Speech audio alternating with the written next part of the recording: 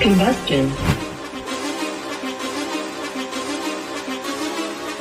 Whoa, whoa, whoa, whoa, whoa, whoa, whoa, whoa. Been running the game with my team making plays. Talking 80, my G, Swan and Jules in this place. Surrounded by dogs, keep the quarterback safe. I'm the one with the plans, they gon' do what I say. The game is not over, we don't celebrate in the end zone. We don't got no time in the wait. H-Town run down, we don't premeditate. We just go and get to it, we got them on skates. If the game going to overtime, kicking the overdrive, we gon' be first to the finish line. Play looking full, but I finish mine. Can I get second? We gon' line up like it's dinner time. We put in work till we get us a ring. Super Bowl season, we running the scene. H-Town the home of the realest that breathe. Keep your face down when you talk to the king.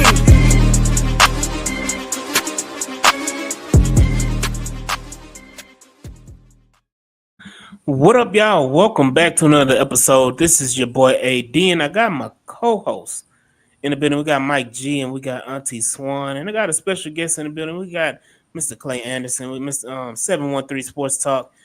How's everybody doing on this wonderful Tuesday evening, should I say? Yeah, I'm doing good, man. Pleasure to be Doing here. wonderful.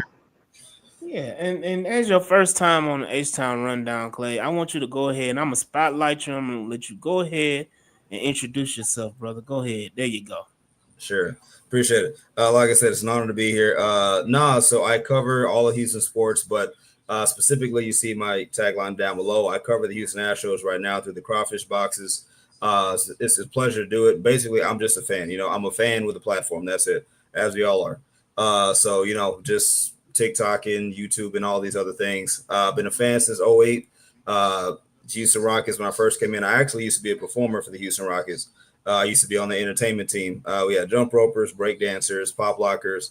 I did, competitive gymnastics and cheerleading, so I fell in as a tumbler. So, worked with Clutch for a number of years. That was cool. Traveled all over with the team.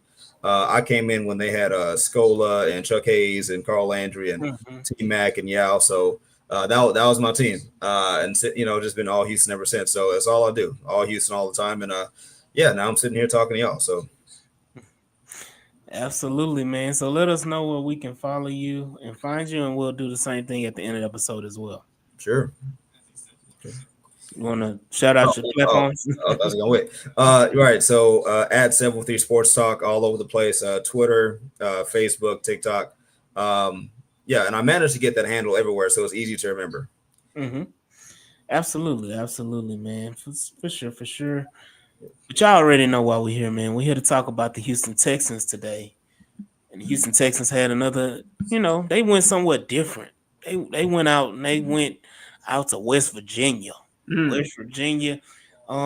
It gives me Patriots vibes because when Bill O'Brien was here, Bill O'Brien loved the Greenbrier like it was his second home. And unfortunately, the Texans have followed suit. Last year they went to Ohio, and this year, they're out here in the Greenbrier once again. Shout out to people in the comments. We got Frank Z. We're gonna talk about that depth chart as well. Chill out as well. DJ Waller. Yeah, we're gonna talk about playback as well. We gotta talk about playback. And shout out to Moderate Texan Jay in the building as well. Yes, we are back in town. Swan is back after all her technical difficulties over the last few weeks. We finally got Speaker Swan back in the building. Auntie Swan in the building. But yes, the Houston Texans are out at Greenbrier and they are actively, participating in training camp. And we had, some different reports between Monday and today. Monday, the defense went crazy, as they have been most of camp. And then today, the offense, as they always do, they fight back.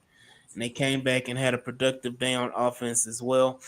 But I'll start with Clay. What are your initial thoughts on training camp so far for the Houston Texans? Sure. So at a glance, I'm salivating, right? Because, this defense was already top 7, top 10 at worst last year. Added pieces, CJ, GJ, you got Darrell Taylor from the Bears. And every indication I get out of camp is that this defense is absolutely gross and disgusting.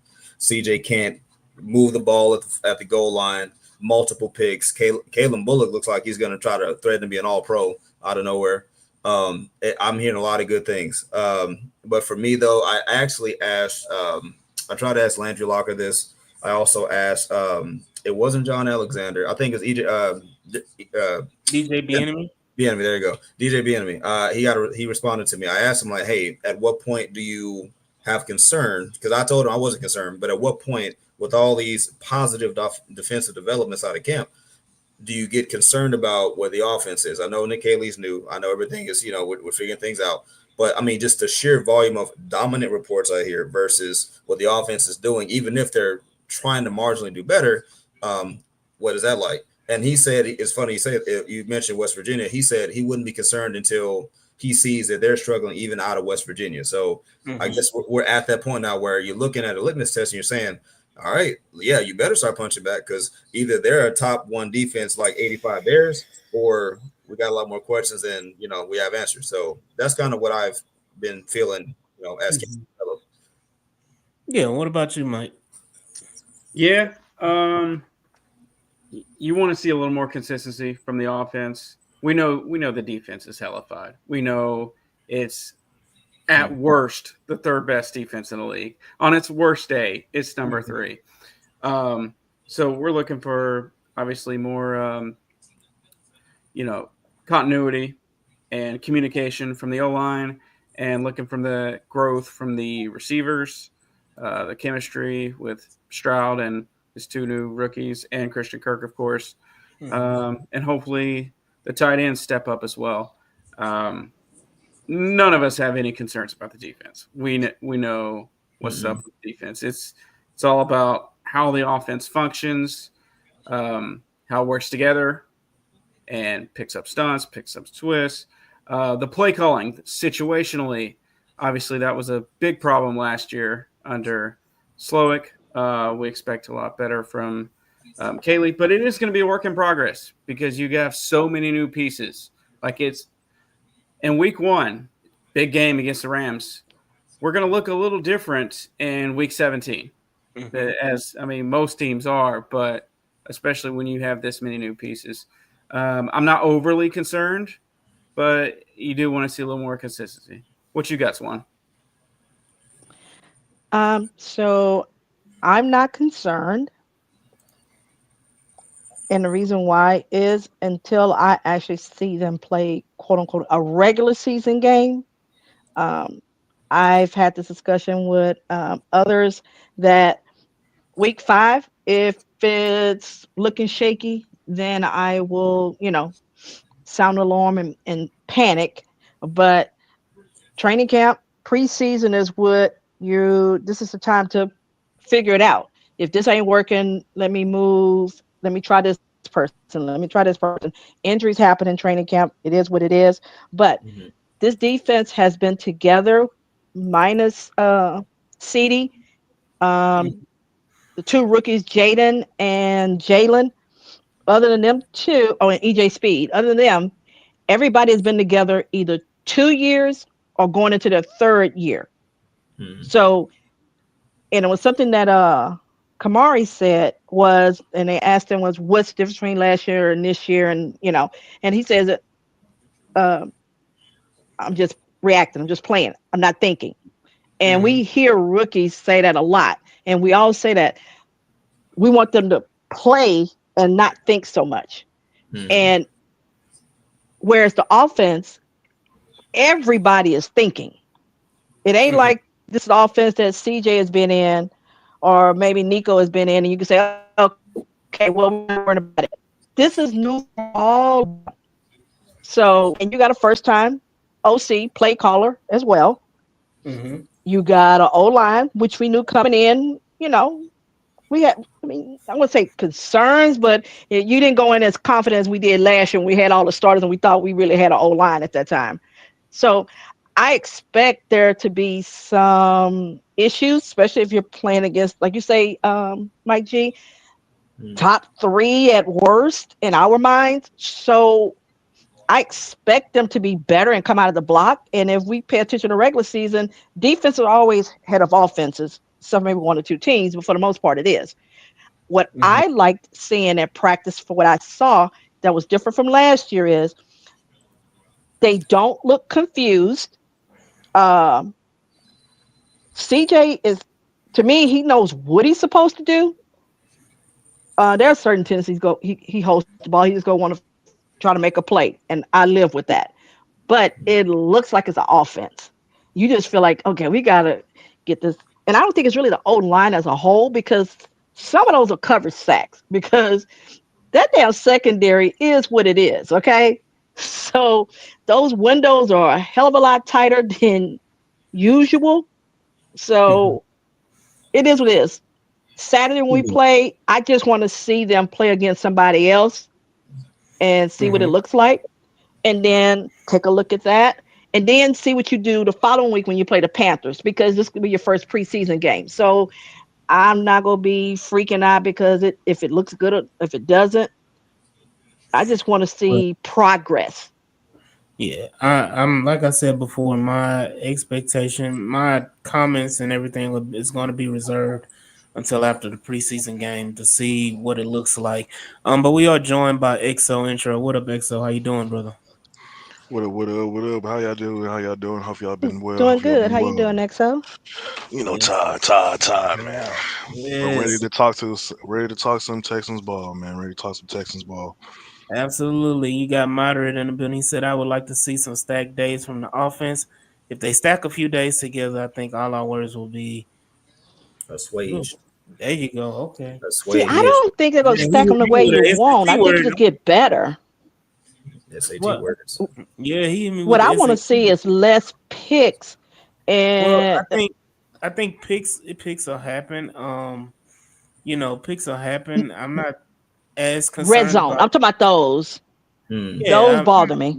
yeah, and Yeah, I don't red think we've zone had picks as will many bother of me. those.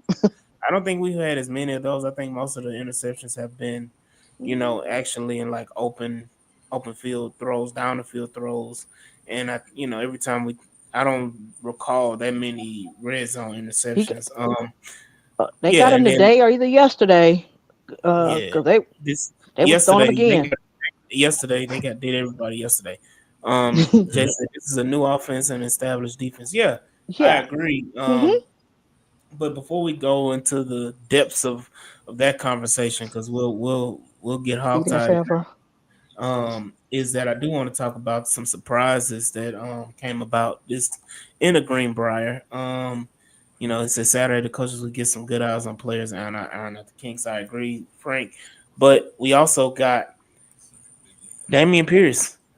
I've been the anti Damian Pierce because I just assumed his injury was just as bad that we weren't gonna see him till almost the last preseason game. And he said, "Okay, I'm gonna come out and show up and put on pads for the Greenbrier."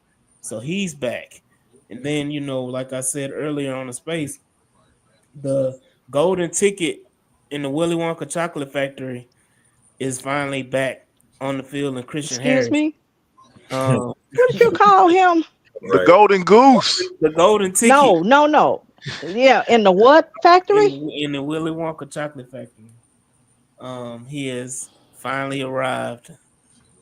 Christian Harris is back and active. He was in pass today. Saw minimal action, but he's on the right track. I don't think he'll play Saturday, but he should see some action in preseason.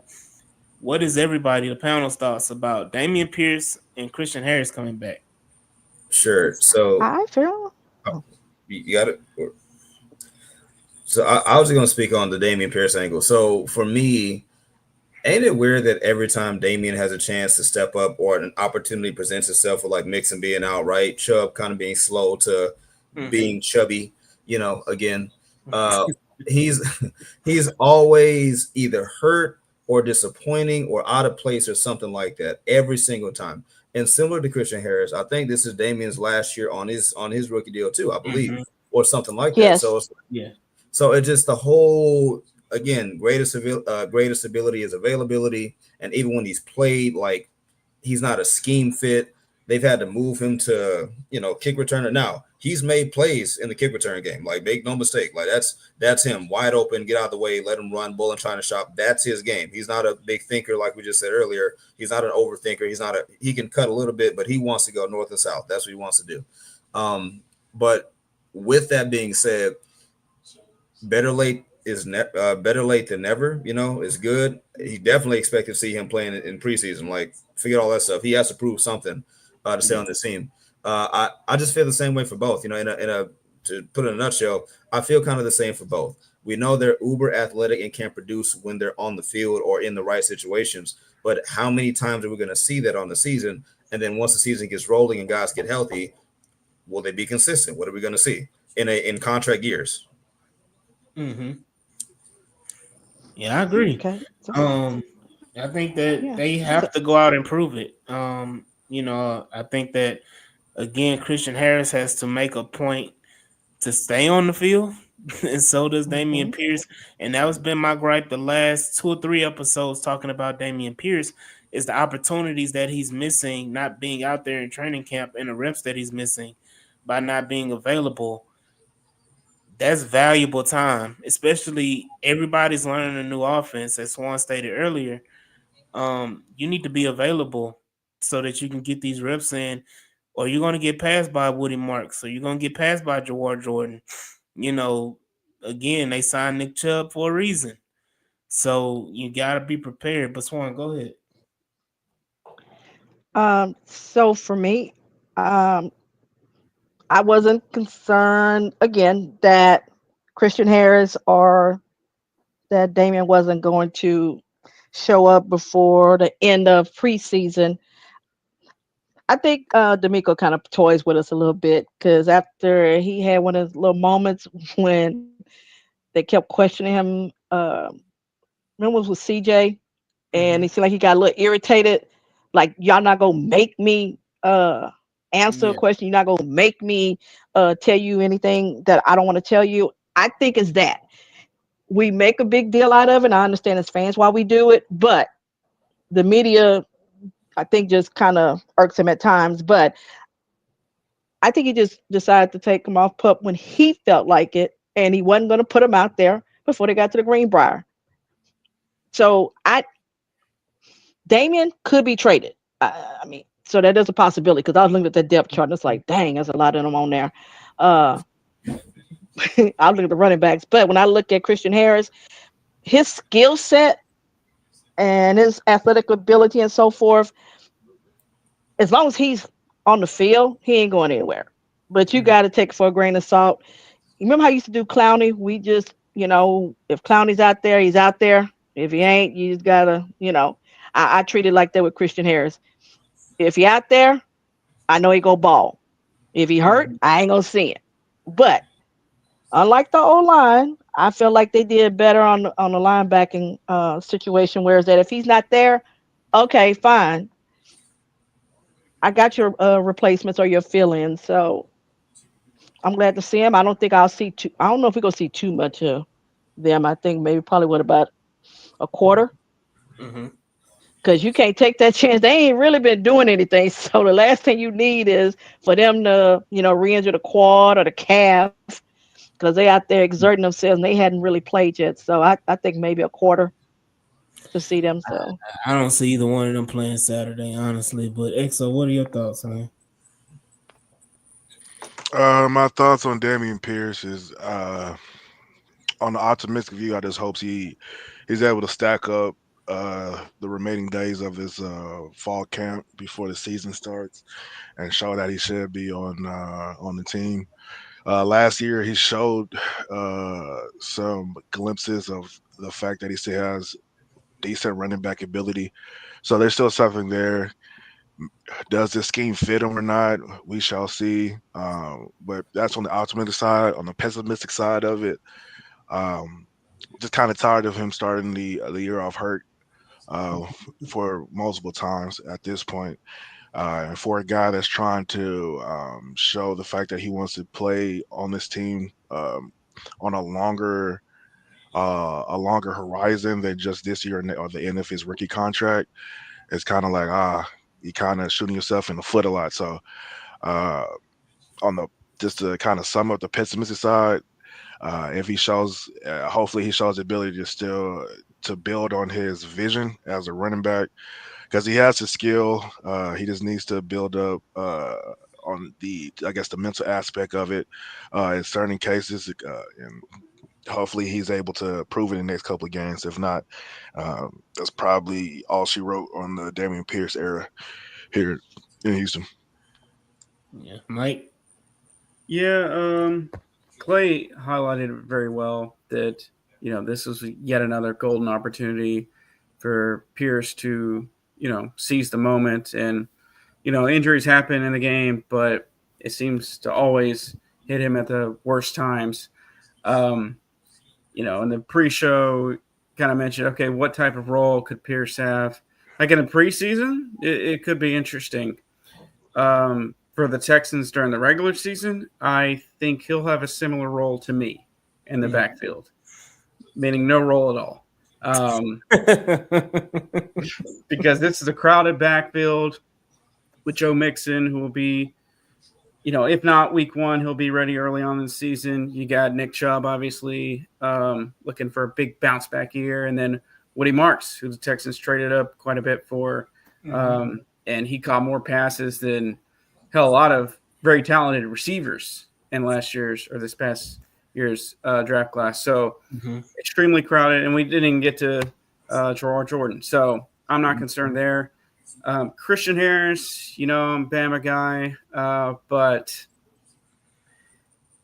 he can't really stay healthy. At this point, the team might view him as a bit of a luxury. Like, hey, if we get him, fantastic. Just adds on to a hellified defense. This chock full of a plethora of playmakers, even a linebacker, which, as far as units go, that's our weakest spot. And we still have Harris, we still have Toto, we still have EJ Speed, we still have Aziz. So, I think they probably do view it as a luxury at this point. And he might be a trade guy, on the trade block mid-season, depending on how the season goes. And obviously, Jalen Petrie didn't even get to Petrie. So yeah, you forgot Petrie as your other lineman. Go ahead, Clay. You ain't got to raise your hand. Hey, stop being disrespectful. Hold on, Clay. Hey, stop being disrespectful to Jalen Petrie, dog. I got to stop it. H-Sound native, man. You got to Stafford. I taught out to Stafford. So to Mike's point, really everybody's point, what makes this harder with those two, it's similar to the Jalen Green angle with the Rockets. Because Jalen Green, as long as he was cheap enough, you could squint and see the potential and say, okay, cool, no problem. We'll give him some rope. The moment you had to pay him $30+ million a year, all of a sudden, it's not good enough, right? So in the same way, you're staring at having to pay both of these dudes. Do I want to lose two Uber athletes? No, I don't want to lose SEC dudes and Damian Pierce. However, there's payment that they're going to be asking for, and they better not try to hold out either. But, that aside, that makes it harder. If it was still free, okay, fine, whatever. Then the second thing, and again, I don't feel good about trying to kick Damian when he's down, but I'm not trying to. With Damian, we mentioned the redundancies at his position, right? Like, didn't even mention Dare, But you think about a guy like Jalen Noel now too. Jalen Noel low-key kind of makes Damian even more obsolete, because Damian's thing in being shifted from running back to special teamer almost was the kicking game. And he did. I saw the comment, 90+ yard kick return. Okay, Noel can do that too. Like, a bunch of these other rookies coming up can do that too. So it makes him that much more expendable. So if he does not, and then, like you said, to your point, Mixon is not all the way gone. Like, he's a competitor. He's going to want to come back early on in the season. So all of a sudden, all things considered, where does Damian even find a spot? At least Harris has a lane somewhere. It's not as crowded, but Damian literally, if he doesn't do anything now, there's literally no place to put him, because so many guys do what he does probably better as a scheme fit. So, and I hate it, because look, when we were staring at Davis Mills and Damian Pierce time, we were hyped. We had nothing else. When he took that toss play to the right against the Chargers and took it that far, I was like, cool. He can be that guy. He got hurt that season too, but you're like, okay, he can be a low end, RB1 kind of guy. Cool.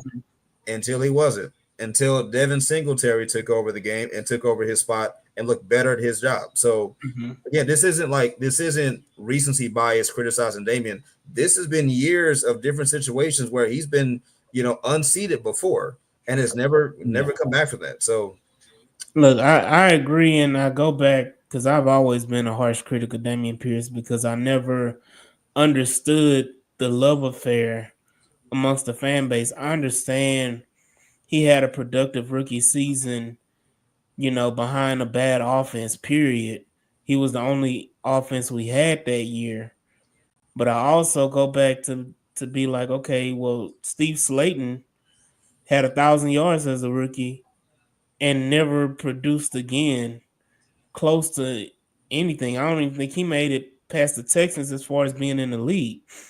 And so for him to be a fourth round pick, he gets a lot of excuses made for him. He gets a lot of rope to hang himself. He gets a lot of leeway.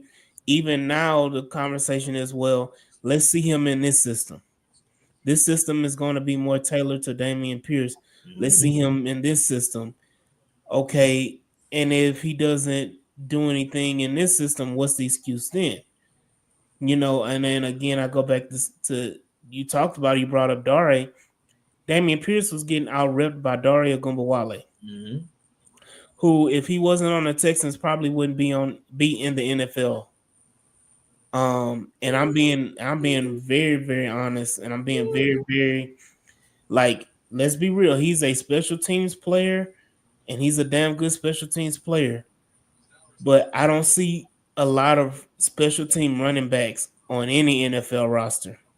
I see special team linebackers, I see special team receivers, I see special team corners, I see those type of special team players. I don't see, unless they're a kick returner, which Dare is not. I don't see a lot of special team gunners that play running back, on I your mean, team. they be out there. They be out there. Nah, It's It's not not. yet. It's not as goes too. common. I'll say Yeah, it's not not a as lot. common, Yeah, but field they're goes out too. there because they'll put those guys somewhere out there. They put them on like a L5 or L6. They want to put him on the edge as a defender, but they put him in somewhere in the scrum unit to leak out. Because like Sure. there's four phases of the punting of special teams. So you got punt Mhm. and punt return, kick and kick return. So they'll find a spot for you if they think you still Look, a decent running back or a if decent if player. we're holding on to Dario Gumbawale because he's an emergency kicker, Oh, I'm not saying yeah, that. That's the yeah, thing. Like, I'm but just that, to your point about putting Hey, running backs on special teams. They do that. It's just but they I'm but want to I'm go. just but I'm just But saying to kind of, I know it's a hot take or it's a whatever take, because I'm just being real. I'm like, on any successful team, Dari is not on the team at all. And my thing is, Dari is a decent player. He's a good player, but I don't think he's a guy that should be beating out Damian Pierce. Is my point that I'm trying to make. uh, And the fact that he was getting beat out by Dare last year, even though he was hurt, and he's been hurt every single year that he's been in the NFL, he's missed at least 3 or 4 games every year Yeah. he's been in the league. So he hasn't played a full season. He came into this season injured, and he's behind the 8 ball as far as learning a new offense, getting reps. Yeah, look, your time is up. Your time is now. And you want to be like John Cena, we can't see you. Your time is now. Hey, but definitely got to show up and prove. Or again, I don't see a spot for Damian Pierce either. mm-mm. Yeah, and Clay made a point. Um, once that contract comes up, and it made me think, well, if you could just re up on the rookie deal for another year, would you do it? Well, you might, but how many running backs are we going to keep? Like, we don't Yeah, know for sure, but it's not five. no. So, you know, Yeah, and I say it again because a lot of the fan base has a lot of FOMO, and they feel like, well, if Damian Pierce goes off to somewhere else and he has a productive season, you get the damn. We had Damian Pierce and we let him go. mm-mm. I mean, he's been here 4 years now. At this point, you are. You mean if you're successful somewhere else, that's just the telltale case of you need a new scenery and a new environment to succeed, and that's okay. Yeah. You can't win them all, and you got to be okay with missing out on a player here and a player there. Yeah. And scheme specific as well. Like, Well, I was going to hey, say, He had some amazing runs as a rookie. He really did. But let that Jacksonville game go. Like He had more than Jacksonville years ago. game. But Dang. He had if more he than didn't Jacksonville have the game Jack, that if he rookie didn't have season. the Jacksonville, if He he was did not have the angry run, if he didn't have the Yep. angry run, will we still be He said, talking "Get about? off me." No. What I'm saying is he had more than the Jacksonville game for that whole the season that he played. So Yeah. I don't know if he's gonna be able to be back to that guy that you thought, oh, hey, we found a diamond in the rough kind of thing. But we all know scheme matters. We just watched our rookie sensation quarterback come his second year and look totally different based on scheme in the sense of how you were coaching it the following year and not adjusting. So it can happen, but we have enough running backs on the team that we don't have to sit back and say, I got to hold on to Damien. But I'm one of those. I want to be able to say, we understood the first two seasons, these past two seasons rather, the scheme didn't fit you. This scheme should fit you.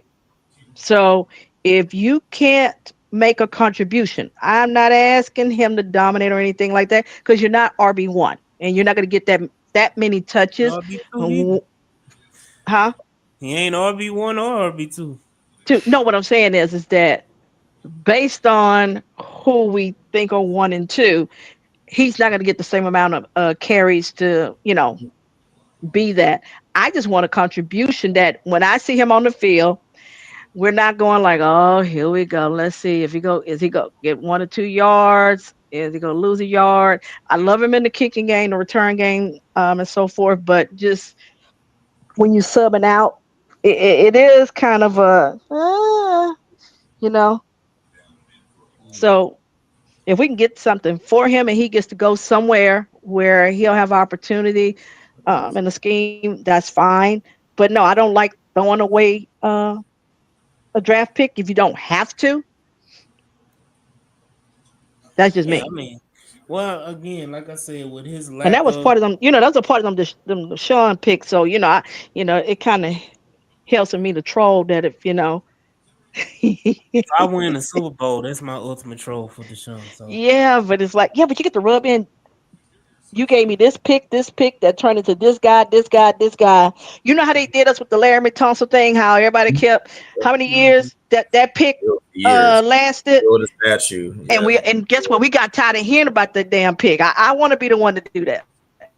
And I was So gonna I say, have some selfish motives too. speaking of the pick value, I mean, I think you could squeeze a sixth or maybe depending on who's looking, like you could squeeze a sixth, maybe a fifth for That'd be Damien. good.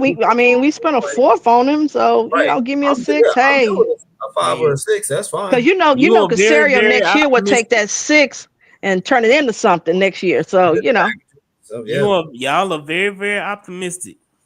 if you can get something for Kenyon Green, you damn sure can get something for Damian Pierce.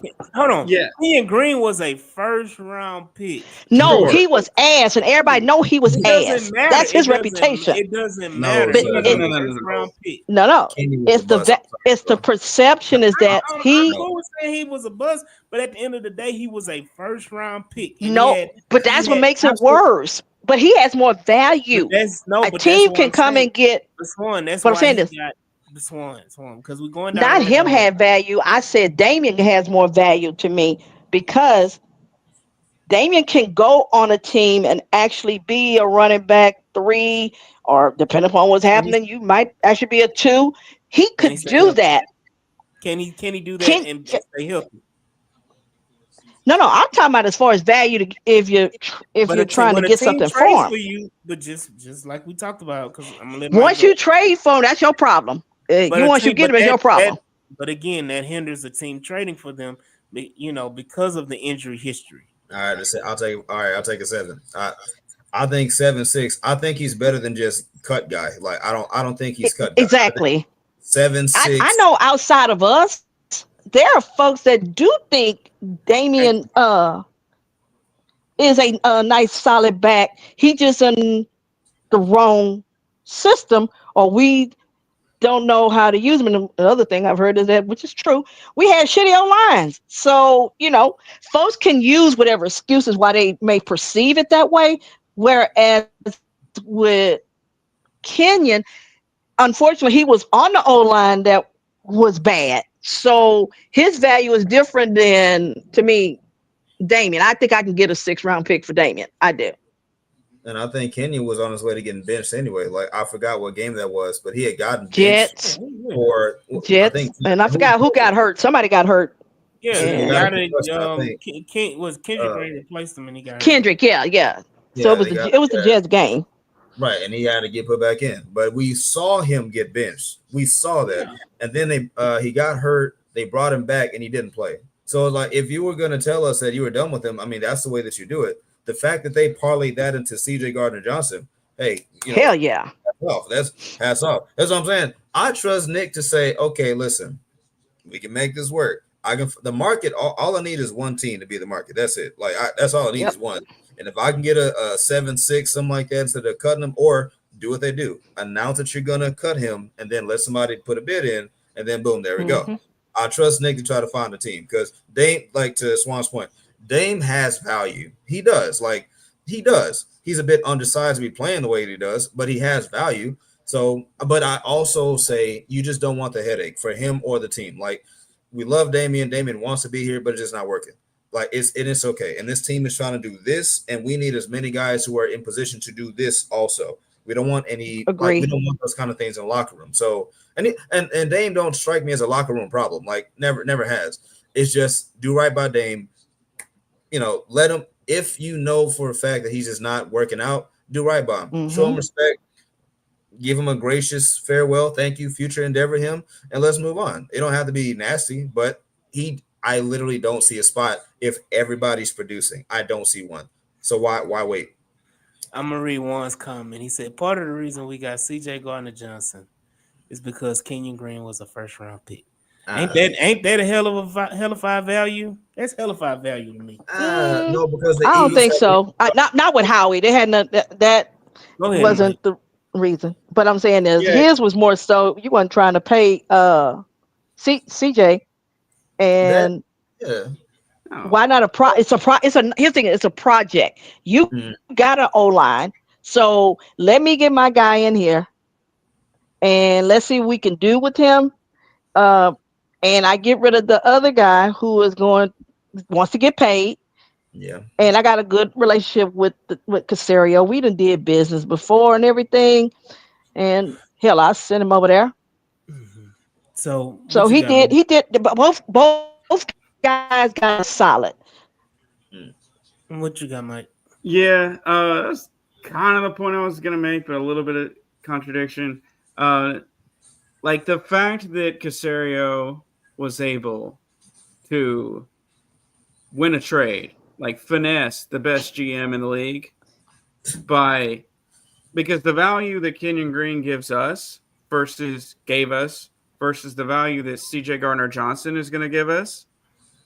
I trust Nick to find a trade partner for Dameon Pierce if it comes to that. So there's a team desperate enough out there. There's a team up there in northern Ohio that likes to make foolish trades. Don't do that to him. That would disappoint me. Don't do that to him. No, I wouldn't do that. I would do it. The Browns would do it. No, don't do that. Don't disrespect that man like that and send him to the Browns. No, you don't send him to the Browns. No.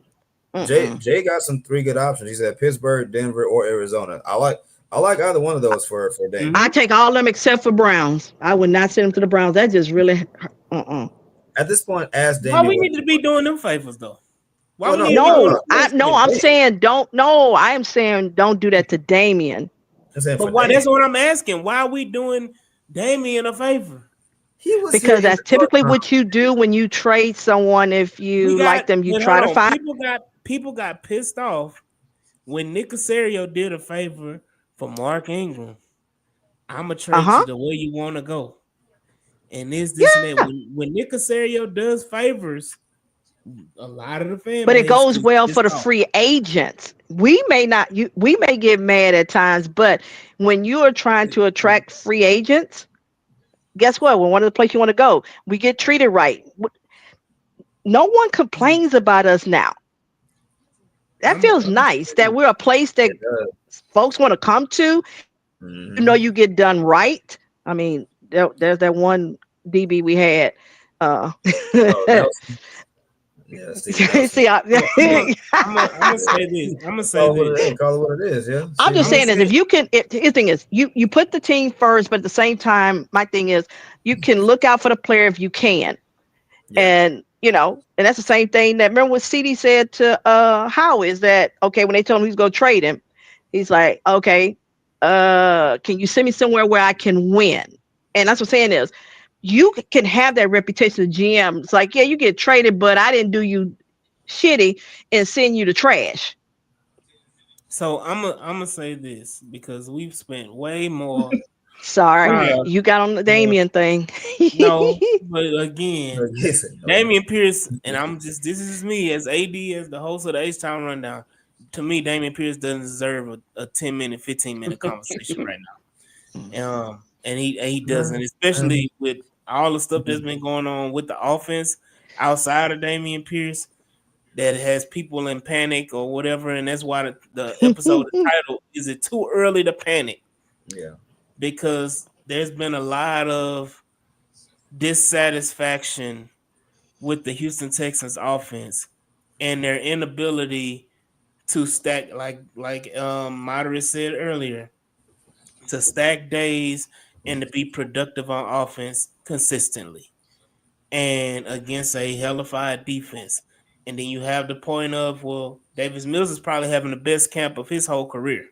Mm-hmm. And then you have CJ Stroud who's struggling. That don't mean shit. My bad. I'm sorry. I keep He's telling not playing David. against the one. He's not playing with the I don't ones. know. That's the Hey, Look, hold on. difference. Swans. I Say that understand. loud ass shit again. No, that makes a Loud ass. difference. Let's not do that. Let's not do that. We're not finna do the No, mill I'm not. sites. I'm just My bad. I literally. walked all over I'm your not. little intro. My bad. Go ahead. Go ahead. I'm You was not. killing it, I'm host. You was killing literally. it, You said host. he I having his love it. best thing. You said he having his No. best camp. He's out there throwing picks too. So Swan again.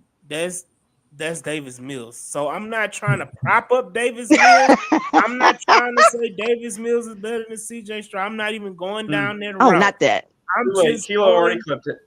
Yes, You all right. know the mill I'm sites just. go be talking about I don't. you I heard on don't the H care. Town rundown. I don't care. I'm literally just talking about the comments and the reports and all that stuff that have been coming out about the offense and how they've been inefficient. The offensive line has struggled. The offensive line has been shuffled after the Cam Robinson injury and how that has affected everything. And the days they'll have a win here and then lose 2 days straight and then go back and forth and this and that. And it's a lot of conversation going on with this offense that deserves more time to talk about than Damian Pierce getting damn 10 minutes of 15 minutes of our time. I'm just saying.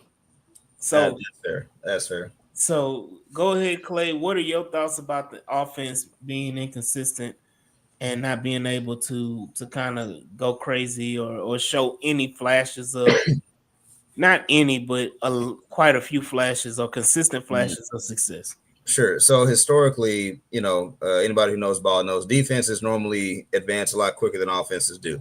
And that's not to say that it's easier to play defense than offense. It's different. But normally defenses do a lot better with, asking more of them quicker than a whole coordinated offense does, especially when you're having to reset a lot of bad habits that CJ probably has developed last year. And I talked to somebody about this earlier. A lot of bad habits on offense that you did in order to compensate for a broken system last year. So now it's like you're kind of almost having to unlearn a lot of bad stuff before you can even install the new stuff.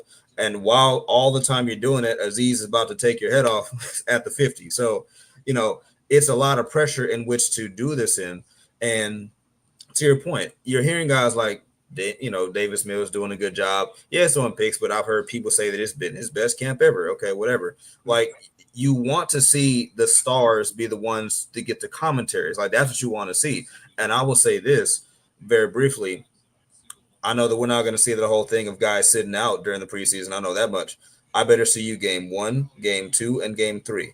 Not the entire game, But I don't want to see none of that. Oh, we're not gonna no.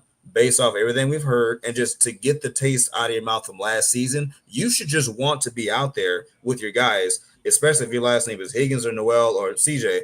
Get out there, knock the rust off, prove to yourself, if to nobody else, prove to yourself that you can play. Maybe it's just your defense is that elite. Okay, whatever. Prove it on Saturday, prove it on the next Saturday, and prove it again, and then we're good to go. Like at this point, I'm done talking about it because that's all a lot of people do is speak with the panic and expectation. They just want to be great. These guys got a lot to figure out. I wanted to see it on the field. That's it. I just want to see it on the field. Show me something. My biggest look for in the preseason, I need to see this entire offensive infrastructure, just how it flows. How watery is it? Like, I need to see what's the night and day difference from Bobby Slowick's system to now. And you can do that independent of CJ, Jalen, all this stuff, because it's an infrastructural change. But it's not gonna be all the way fixed in like a 2-3 week window against an already elite defense. That's where I'm trying to keep myself from not panicking. I'm not gonna lie and act like, dang, I kind of wish I heard about more touchdowns. I kind of, I'm kind of tired of seeing Kalen Bullock celebrating, they're knocking somebody Hey, out. Like, you Clay, the narrative would have been if the offense came out and was just throwing, CJ was throwing touchdown after touchdown after touchdown, and yeah, Higgins and Noel and Christian Kirk and Nico Collins and Chubb is running over everybody, and just Woody Marks is catching passes going crazy. Dalton Schultz, K Stover, yeah. Brevin Jordan, everybody's Also have a doing. nice camp. They are, but I'm just Also saying. nice camp. Just imagine if all of those guys were having just going crazy on this defense. Sure. Now the narrative is, well, what the hell is wrong with the defense? The defense. That's We true. supposed to. I'm concerned. We Because still that's supposed to be the side that that's supposed to be the side that we supposed to be great on. We're supposed to be dominant on defense last year. What Yeah. happened between last year and this year? That's true. And Very true. and so I'm okay. And again, I said at the beginning of the episode, I'm reserving judgment or comment regarding the offense until I see them on Saturday. Yeah. Saturday is when I'm going to talk about it and have an honest discussion about it, because a lot of this are all press clippings, side notes from reporters, and you get the occasional highlight from the Texans media team, social media team, and you're not getting an accurate picture. Even when you're at the training camp, you're not getting an accurate picture of what's really going on behind the scenes, because again, I could put my salary on it that they're not showcasing a full training camp or their full game plan or how they operate in a real full practice in an open training camp compared to what they do behind closed doors. Exactly. Go ahead, Mike. Yeah. Like you said, I mean, I'm not shout out DJ. Shout out everybody in the comments, Larry Payton. Be sure to like, share, and subscribe. By the way, we got some announcements coming. We had a little announcement on Twitter, but we'll expand upon that this weekend. But yeah, I'm not overly concerned. We're obviously not going to reveal everything in training camp. We're not going to reveal everything in the preseason. I mean, there's a lot of vanilla play calls on purpose. You don't want to give the Rams or Bucks too much. Of what we got with a new offense. You don't want to put that out there. But, you just want to see a little more better communication and not as much reshuffling when one guy goes down along the O-line. That's valid. I know people in the group chat have talked about it a little bit. We have enough, and I don't like even using the word because so-called butt chin would really beat that term to death, but we still have versatile guys. And, we got guys who can play left tackle and play right tackle. We got guys, Titus Howard can play, he's played every position but center and tight end. You don't want to see one guy gets hurt. You never want to see anybody get hurt. But you don't want to see somebody get hurt and then, okay, you over here, now you over here, now you over here. What are we doing? Like, the whole point is to have that communication, that continuity, and continue that along the O line. That's more important than any position other than maybe quarterback and receiver. And sure enough, Not the strip sack. Not the strip sack. But I yeah. do want to. This is hilarious comment off the honey pack. Let's go. Shout out Ruben. Shout out, Ruben. Hey, EXO, go ahead, bro. Tell me what your thoughts about the Cam injury and the shuffling of the offensive line, man. Cam injury is interesting for him to get hurt in the first play.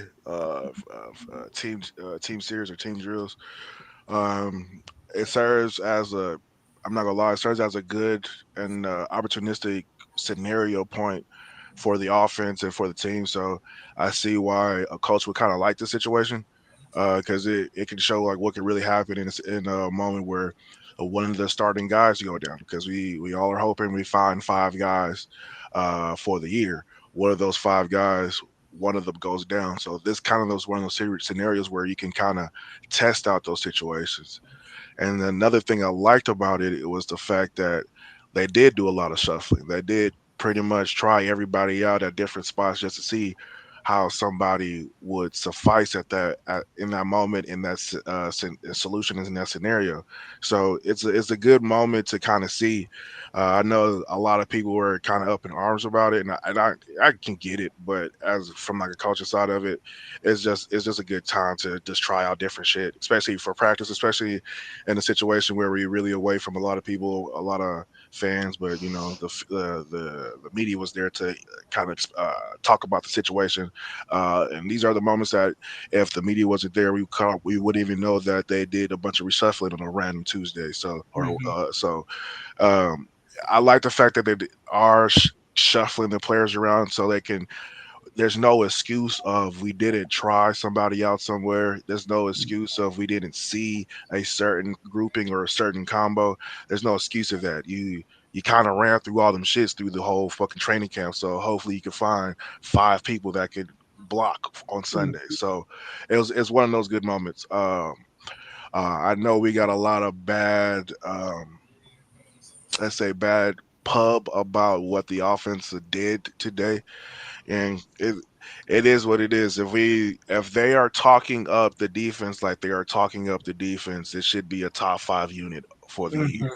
Mhm. Easily. So if we look back on the last 2 years of our offense and our team, what does it look like versus a top five unit? So it's good that our team gets to practice versus a top five unit. So what we know what that shit looks like. So I'm just hoping Nick Haley is getting a lot of practice and film on situational moments and situations because that's the big thing for OC going through fall installs and fall game planning. You really are at the beginning of the day trying to figure out, all right, different scenarios to put my team in and different scenarios I might go through throughout the year. And the more experienced OCs know more nuanced or crazed situations that can go on, or they just have enough experience. If a situation pops up, they know how to handle it. So I'm interested to see how Nick Haley is handling this situation where, hey, your starting left tackle did go down and you have to reshuffle the entire O line. What does that affect and what play calling? What does that affect in scheme? What does that affect in all the other things that go into an offensive day? So I'm Cam Robinson going down. I'm kind of concerned by because hopefully it's not a big injury or an injury that's going to not let him be 100% or 90% by week one.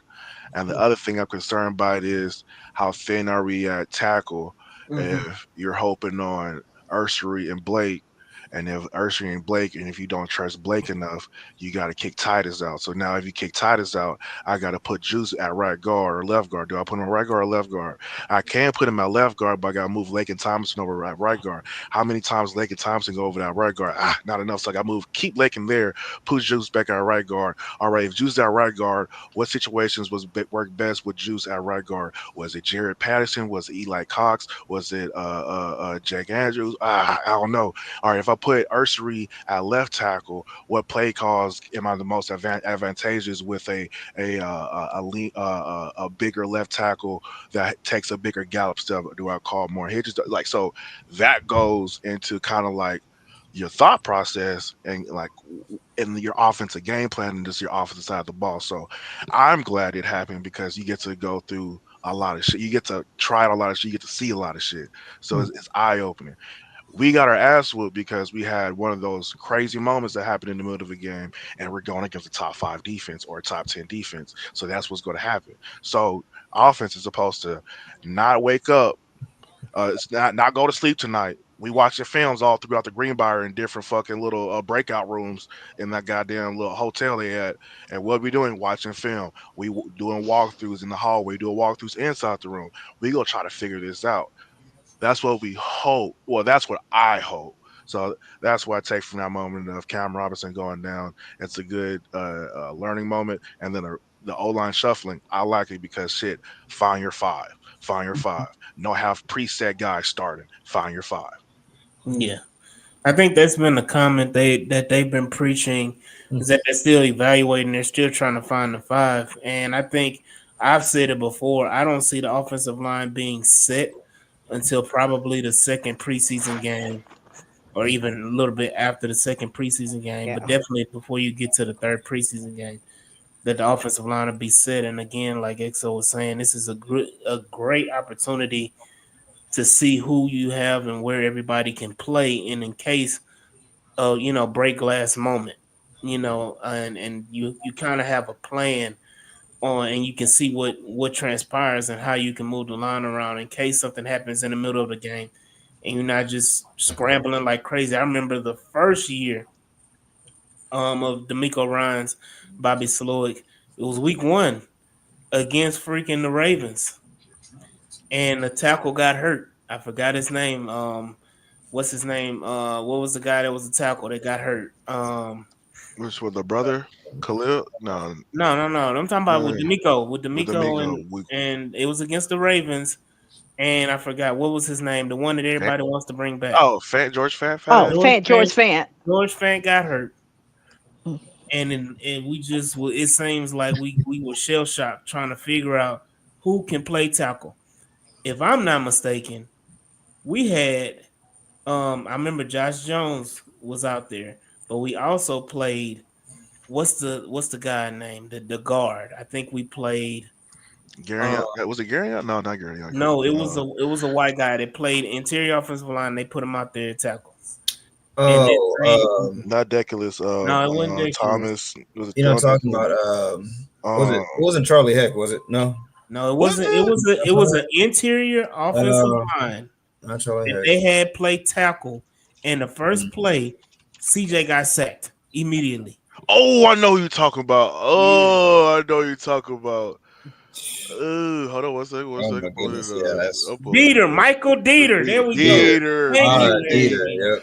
You And that had was a offensive guard and center play tackle because you didn't know what the hell was going on or what to do when your starting tackle got hurt. I I don't remember want to that. I see. was yelling. I think I even texted Jay why they didn't put Dieter at center. Why are they not putting? I'm texting him while I was at. Why you not putting it at fucking? And then out of nowhere, you got a tackle, but you got him at fucking guard next to the fucking other Yeah, guard. yeah, it didn't make sense that you Josh James, who was a guard tackle, that you didn't put him at tackle.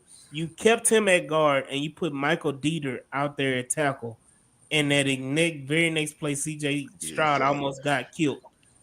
And by I forgot the defensive lineman name, but the Ravens almost killed CJ Stroud the very next play. So I don't want that type of situation to arise in with the offensive line if one of our linemen gets hurt and we're up here trying to put Juice Scruggs or Jared Patterson out there at tackle because we don't know what the hell is going on. So yeah, Jay right here. It was just Yeah, that was PTSD, dog. yeah, it was a hot mess, man. It was a hot mess. Then talking about Ladarius Henderson. Hey, that's that's another episode. We'll talk about Ladarius Henderson, who was talked about and hyped up all season, Oh yeah, that was and gonna be the golden guy. has been a complete non-factor when it comes to the offensive line rotation. But And I'm gonna do a dissertation about the power of influence. I was gonna leave it there. I would just do a dissertation on the power of influence. Shout out to the group chat. Well, just give me a cliff notes. Can I get a cliff notes first? hey, we'll talk about that. But Nah. Hold up. We talking about the whole lot. I'm just asking for, yeah, but we weren't Speaking gonna of the talk. O line, my bad, I'm choking. So Speaking of the O I said line, cliff notes. I didn't say dissertation. you know who's going off a cliff? Trent Brown has that haven't practiced all goddamn off season. I was He needs to wondering give Oh, up. he just hold up. He was just on the sideline. I mean, come on now. He was That's on. all he gonna be. And that's all he gonna be doing. Just be on the sideline the whole time. Not, Okay, Now, we what just what got would Christian Harris and Damian off a pup. So hold on? What would be crazy is that if Trent Brown comes off a pup and then they throw him in the starting offensive line of group. course. are y'all ready for it? Are y'all ready? Because Okay. we joking about it like it's not a 40% chance they're gonna Okay. throw He's his not. ass on No, the field. hold up. He's good. He's just injury prone. There's a difference. Hey So he not Jay, good. Jay, he said we can't use the word dissertation if we can't use. I still can't pronounce it. Swage. That's Assuage. Dissertation. Just a little Swage. He sway. said we can't Little know sway. because he used a swage earlier, and I was like, he pulled out an Oh. SAT word. Incorrect context. Yeah, incorrect I context. said, But, oh, hey, so look at your boy. yeah, shout out Jay with that Navy I didn't education. forget. Shout out Hunter. And XO. shout out to the good people of Nike for providing some of the best training shoes for a 6'8", 370-pound man to chill on the sideline. It's shout out the greatest company I've ever heard. We just gotta give it out to them because I don't know what y'all thinking about that man being on this 53-man roster because it's not Yep. happening. Hey, he gonna be there. He's If not he's gonna be healthy, here. if he's healthy, he's gonna be on the roster. He's not gonna be here. Y'all better get Yes, ready he for. is. Okay, Hey, I'm first of all, about that to is look up. Casario. You got so Popovich, you and you gotta got support Kaylee. that weight. All of Hey, them hey, just had him. be ready for the word salad. He's going to say on Painting Pendergrass after the 53-man cuts. Just a bunch of assuages and dissertation words all up through that bitch, just to say, um, yeah, he was a cut because he didn't play. so I'm I'm telling you, gonna gonna be here. look. There's the we pushing an hour, so I want to go ahead and kind of Okay. back. I know that was the main topic was the offense and everything like that. Is there? I do want to ask this question, and then I want to prop up and pub our event on Saturday. But is there any camp battles that is surprising you guys? And I'll start with Clay. Camp battles and my surprise. I mean, I can't say secondary because I'm not shocked. I'm not. I'm just shocked at how dominant they've been, but not really. I'm just like to see these guys healthy. But the one guy I would shout out, I guess if you want to say battle, is I mentioned earlier, Dalton Schultz. I know it's Hmm. in small clips. I know this, but Dalton Schultz kind of owes his team too. He did not have a good season last year, not by his standards. Not saying they got to be Travis Kelsey, Rob Gronkowski, but in his own way, whether it was dropping clutch first down balls, whether it just was kind of playing kind of soft a little bit. Like Dalton just never looked comfortable all season. So I'm happy to see that Dalton Schultz, at least he's been unaffected by whatever the offensive problems have been. He's been scoring touchdowns, he's been making plays. So I'm just excited to see what this might be as a launching pad possibly for Dalton Schultz heading into the regular season. Mm-hmm. Mike. Um, yeah, I mean there's a few along the offensive line, particularly at center. I didn't see Jake Andrews. You did. I didn't really see Jake Andrews kind of taking the bull by the horns and making a case to be the starter there at center. Even though I mean he was all right in New England. Don't as you alluded to, Clay. Dalton Schultz stepped up, even though he's getting a little bit of competition there from Cade Stover, which we like. Um, I mean, there's another tackle there that we're not going to talk about, but that's been a little surprising. But also, um, I mean, the D line, like the entire rotation, no outcome really would be surprising there. But I mean, we're just so stacked with, Yeah, Tim Settle and even at D tackle, yeah. which Look is at the quote unquote weak point on the D line. Warren. You guys, Warren brought up Tommy Toga. yeah, Who is I liked him last year. I did So too. he was mentioned by John Harris on his 10 things to watch on Monday in that Monday article, and then D'Amico mentioned him again today. So yeah, that's an interesting one. But what you got, Swan?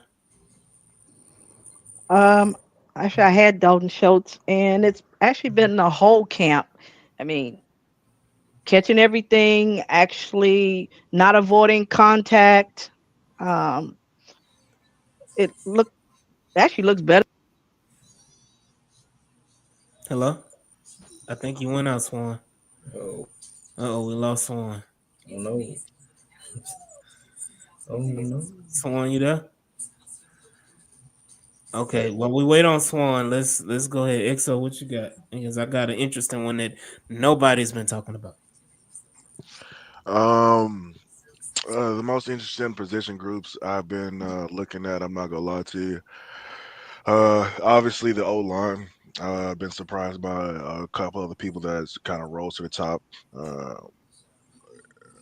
that being like as y'all know, the center group. What they did with the interior, it seems to be slightly getting better. We just need edges to kind of be a little bit more solid, so we have a full shield of linemen.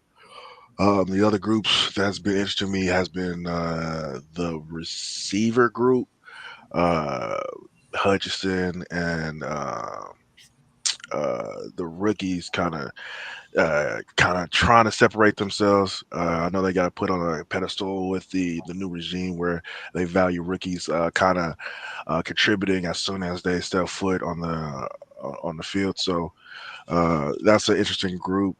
Another one for me is surprising the tight end group as well on the offensive side. Um, Kind of interested to see what they go and who they kind of kick down to the practice squad and who they keep on the 53. We already know about the D line, as y'all said. Uh, Linebacker is kind of interesting because I do see EJ Speed getting a lot of rotational time out there, and that's pretty much it. They didn't really. The reason I'm not surprised by the corners is they didn't really draft or sign anybody to provide competition like that. So it's really the corners just they got I a. mean, you got Jalen Smith versus Tremont Smith. Mm-hmm.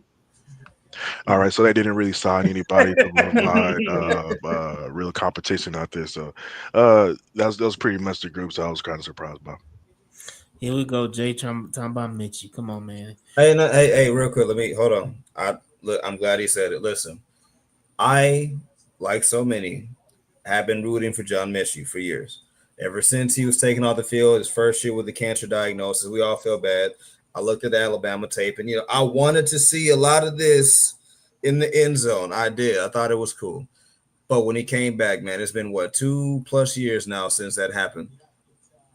Besides Detroit, John Mechie has not done a bunch of anything.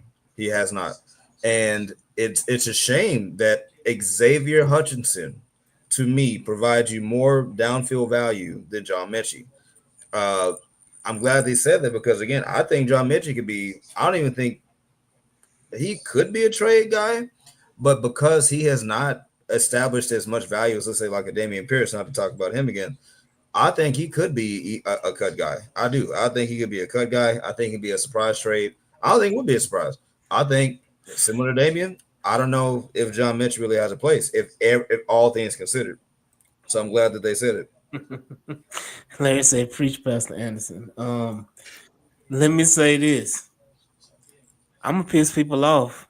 because John Mechie is making his roster, and I don't care what is. I don't know what John Mechie has done to deserve the vitriol and the hate amongst the Texan fan base, but John Mechie is making his Texans roster, and I'm gonna say this, and I'm gonna repeat it because it was said in the group chat. Somebody asked, "What has John Mechie done to make people dislike him?" And shout out Dr. Barrett. He said he survived cancer. that is that is look. Oh Let me say this, man. If that doesn't, because I promise you, I feel like if John Mechie didn't go through the cancer diagnosis and saga, I don't think the vitriol would be there for John Mechie. is it really I, vitriol? I, I'm not trying but to. no, no. His thing is, I don't think. No, his thing is, I don't think if he hadn't had the cancer, I think the career would have started off differently.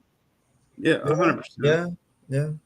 So that's the whole thing. Is the setback came from the cancer. He recovered. Very grateful for that. So it is what it is. The fact he even got back on the field to do it again, because Yeah. most don't. So that's what set him back. Yeah, and look, I know Yvonne put it in the comments. We almost to the. He gone. He gone. We almost there. We almost there. We ain't there yet, but you know, my camp battle, and Swan, I'm gonna let you go, because you didn't get to finish your camp battle that you were talking about. My camp battle is not talked about, but he was involved in a fight today. He was involved with a fight in a fight Damn it, today you with stole it. with the aforementioned Dalton Schultz, Rush Yeast, because Yes, damn it. the safety position is not being talked about nearly enough. But and unfortunately, Jalen Reed got an injury and he's out for a few weeks. But the competition that Reed has brought, that Rush Yeast has brought to this safety room, gives me great hope that the days of Jimmy Ward and MJ Stewart are almost behind us, and that we may be able to move on from those two veterans and rely on the Rushies and a Jalen Reed to be our backup safeties behind Jalen Petrie and good old CJ Gardner Johnson.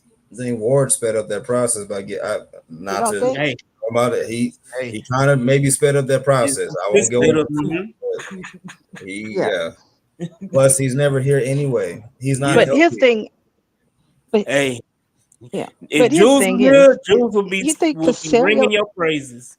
Okay, go ahead, Swan. My bad. but his thing is, uh, don't you think they kind of planned for that, because you traded for CD, you drafted, because remember, folks, some folks, many was, why did we make that pick kind of thing? And that's before any issues with Jimmy. I think they were already preparing for that. I think who was it that said it? Was it Rankins? I think it was, when he made. They asked him what was the difference between when he first got here with D'Amico and when he came back, and it's about installing your culture and doing all that. They've done that. So now those vets that you was holding on to, and I just treat Jimmy like, he Alfred Blue. That's D'Amico's Mm, Alfred Blue. Okay, so mm. I'm just saying, every coach, I don't care who it is, every coach got that guy. The team trying to figure out why in the hell are you holding on to him, and you just are. And why you give him an extra contract when you know he can't stay healthy. That's just his guy. The Dang, moment you Alfred. got CD, you didn't need Jimmy Ward anymore, because you have that younger vet with that mentality Shout that out, has Cap. been healthier in his career. So I think this was even before the whole thing went with Jimmy, allegedly. This was his last Allegedly, season allegedly. anyway. Huh? I was saying allegedly. Yeah. And with MJ Stewart, As long as I only see him on special teams, I'm good. I just don't ever want to see him on the Getting cooked. what's yeah. Getting I'm cooked. trying to find a better way to yeah. If I see the back of your numbers more than I see your visor, that's not good. If I see your numbers, he reminds me of a guy we drafted out of Bama. I He thought the actually was dude a could good never turn player. his head around. Yeah. Yeah, no, okay, see, oh, never mind. We'll do that another time. Catching strays tonight, huh? Hey, damn boy's going He wild. was he was getting Uh, cooked. hey, Glorilla said let him cook. getting Um, bad looks. hey, look, this one not trying to catch a case. Hmm. But definitely, but I do want to say that, man, because we talking about all these things, and all eyes will be on the Houston Texans on Saturday. Mm-hmm. So what I Mm. need y'all all to do is I need y'all all to go ahead and click. Matter of fact, Mike, go ahead and do your pub real quick. Let me go ahead and get this link real quick. You talking about the like, share, and subscribe? Yeah, go ahead and do that. Yeah. If you haven't already, you gotta hit that like button. You gotta hit that share button and subscribe. And if for whatever reason you don't like this content right now, you can hit that dislike button, but really stick it to us. Hit it twice. That's funny. Definitely. I'm about to put it in the comments so we can all go ahead and click this link. I need y'all to share it and give me a second. A little technical difficulties. I'm getting a little old, y'all. Um, Texan fan rehab talking about Jack Reeves. No, we ain't talking about Jack Reeves. Oh Lord, no. But I need Oh, who I y'all. was talking? He's talking about who I was talking about. That's what I thought. I guess he thought you was talking about Jack. No, I am talking about Kareem Jackson. Yeah. That Negro couldn't turn his head around to save his life. Yeah, when you said Bama, I knew who you meant. I mean, look, at least he tried Ooh, hard. Like that is not me. Kevin Johnson was a whole other. I don't know if you Huh? remember Kevin Johnson. Oh, of Oh course. yeah, he was yeah. No, Crashed, Kim just knocked himself out. crashed Yeah, he down. knocked himself out. Thank you. So no. Crashed. Thank you. That's all I He gotta say. played. He played. He played like he had the size, but This man, you said it I like the perfectly. kid. He concussed himself. Like this man, no. Man, that uh, he did it. I can tell you what game it was in. It was in a Patriots game. He concussed himself. Because Uh, he's like,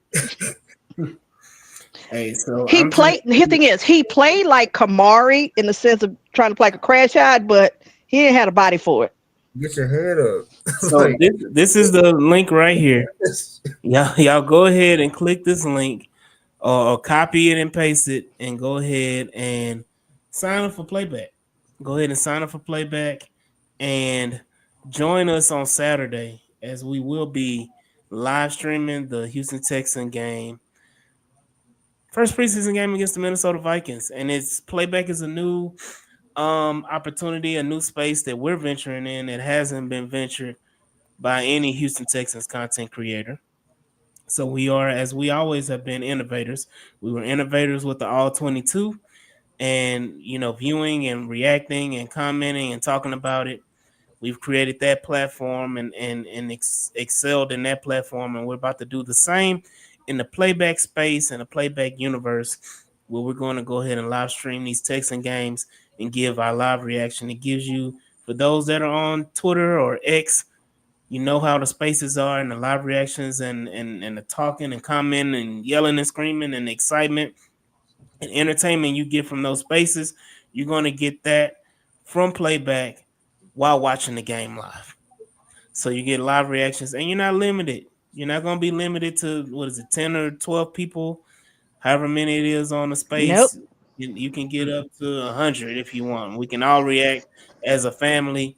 So be sure to go ahead and click that link, sign up for playback, download the app, join H-Town Rundown.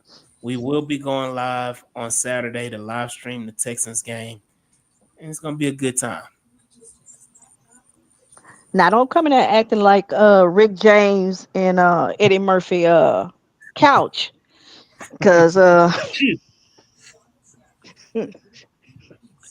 still Hey. could drop you. Appreciate it, Big B. But yeah, we're venturing out on this platform, so we need all the support we can get, man, so we can go ahead and do our thing.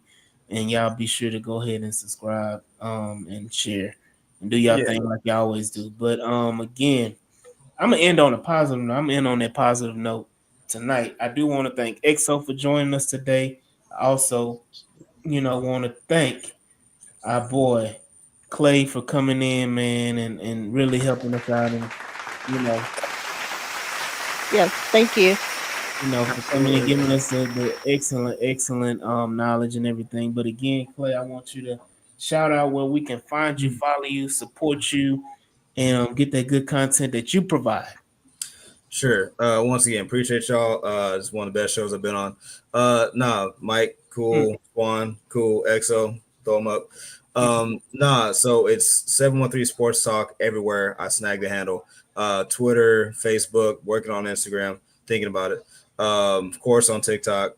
Mm-hmm. All over the place. I'm always collaborating. So, again, I also write officially for the Crawfish Boxes, cover the Houston Astros. If you saw me looking off, it's because the Astros are beating the Marlins for a second trip. So it's like always moving around doing different things. But no, I really appreciate y'all. I'm all over the place, and looking forward to the next time I'm able to collaborate with y'all. Absolutely, absolutely. And there will be a next time, brother. There will be a next time. So again, y'all go ahead and support Clay at 713 Sports Talk on all his different platforms. Again, shout out EXO, and y'all go and follow him and check out EXO at the EXO intro underscore on X. And of course, he'll be here when we start that all 22 as well. And that's another thing. Y'all need to go ahead and get on playback, because guess what? All 22 will be on playback. So y'all got here. As much as y'all loved all 22, y'all can chime in, join in, and give your thoughts on what you see on the film as well. So be sure to sign up for playback as well. Shout out EXO again. Shout out my co-host Mike G, Auntie Swan. Again, this has been another great episode of the H Time Rundown, and we will see y'all when we see y'all, man. Peace. So